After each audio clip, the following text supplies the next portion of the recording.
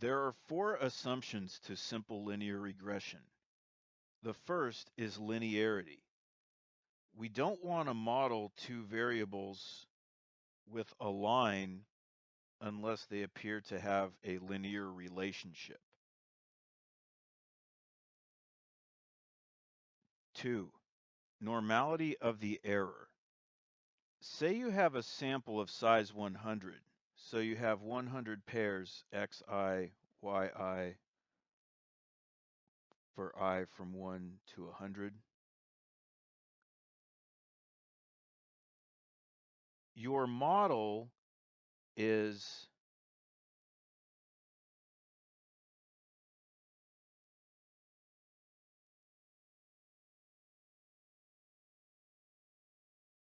where this error term has a normal distribution with mean 0 and standard deviation sigma.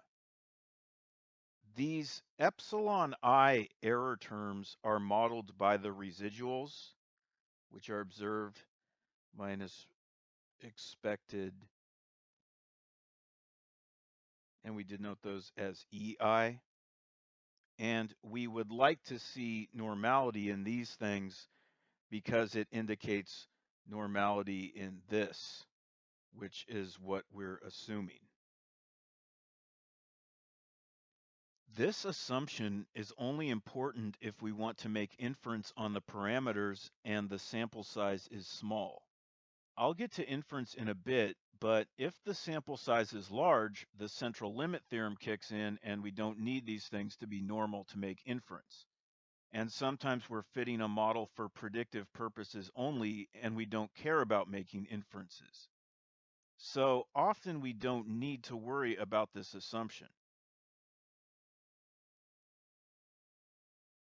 On the other hand, we always want to see constant variability in the residuals. The residuals should have the same variability for the various values of the explanatory variable. If we see less variability at some points than at others, this is called heteroskedasticity, and we don't want that. It messes up our estimates of the errors and the parameters. And I'll show you what I mean by constant variability soon. Finally, we have an independence assumption. We assume that all of the error terms, the epsilon I, are independent of one another. The book says that the observations should be independent. That would be the yi, but I don't think that's accurate. I don't think that's always the case. The situation is a little more complicated than that. Our assumption is that the errors affecting the linear relationship are independent of one another. In order to check our assumptions, we look at various plots. First, we need to assess the linearity. We draw a scatter plot of x and y and determine whether they appear to have a linear relationship. Do the points look like they're clustered along some line? The correlation coefficient is a numerical measure of linearity. It's given by this formula here. It's a number that ranges between -1 and 1. A correlation coefficient of 1 indicates a perfect linear fit. All the points fit perfectly on some line. A correlation coefficient of -1 would be a perfect fit with a negative slope. So the closer this thing is to 1 or -1, the better the linear fit. Independent variables have a correlation coefficient of 0. Real-life data is rarely perfectly independent because of random noise, but if I see a plot like the one on the bottom where the correlation coefficient is 0.03, I would say that those variables are independent. And the one on top where the correlation coefficient is 0.98 shows a strong linear relationship. You need to check the graph and don't just go by the correlation coefficient. Here's a scatter plot where the correlation coefficient is 0, but x and y are not independent. you can perfectly predict y using x. A residual plot is a plot of the residuals versus the fitted values. You can get these from R once you fit the model. What we want to see here are points scattered about in no particular pattern.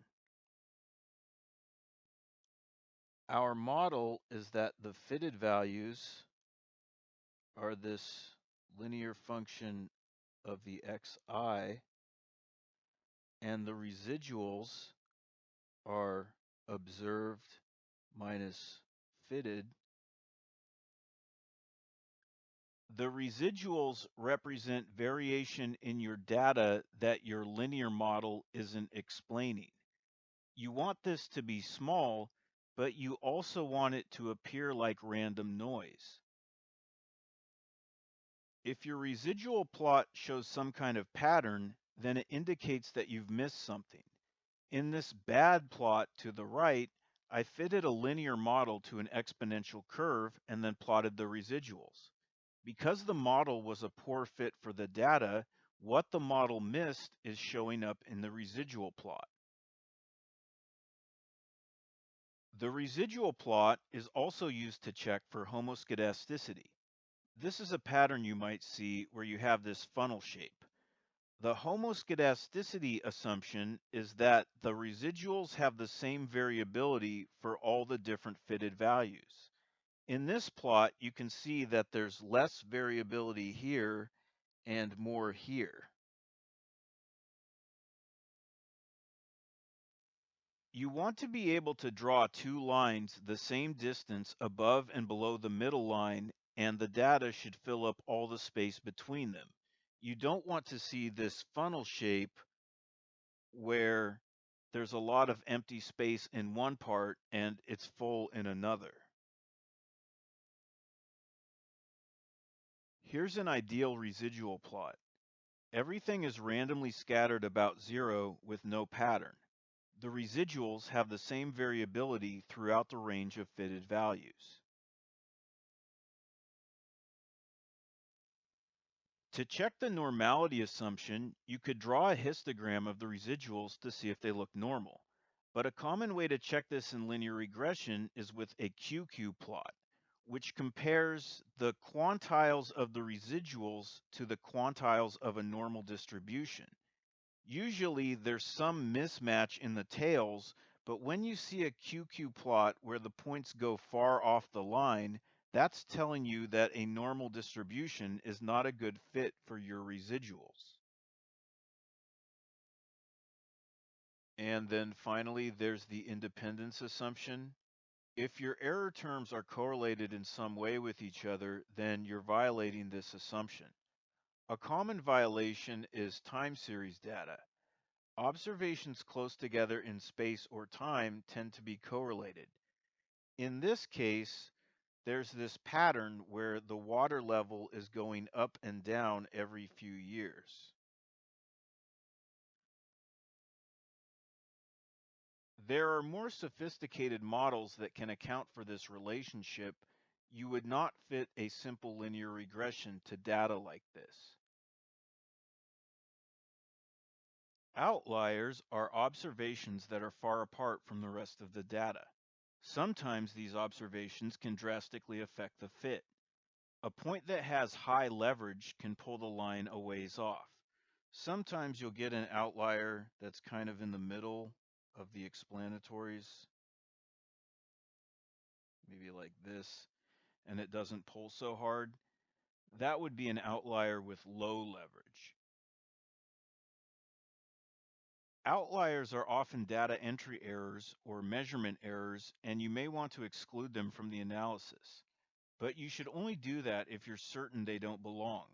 If you're not sure, one option is to fit a line with the full data set and another without the outliers. If there's not much difference, just leave them in and report the original line with the full data. But if there is a significant difference, report both models and let your audience see what's going on. There was a famous case in the 80s where NASA or some other agency was automatically throwing out the outliers from data they were collecting, and because of that, they discovered a hole in the ozone layer above the South Pole years later than they otherwise would have. And finally, I want to warn you about extrapolation. The linear model you fit will predict values of y for new values of x, but it's only considered valid within the range of the original x. If you fit a model using x values between 100 and 200, and then you get a value of x that's 500 and plug it into this model, that's called extrapolating, and it can be very dangerous. Say you're trying to predict years of education using income. You might gather a sample of people where income ranges from 20,000 to 100,000, and you might find that you get a decent linear fit.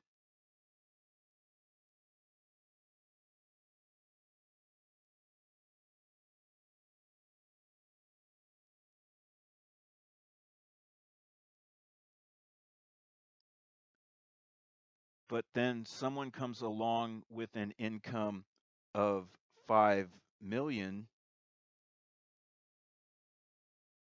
and you predict a lot of education for them. But in reality, people at that level aren't going to have that much more education than people at the $100,000 level on average.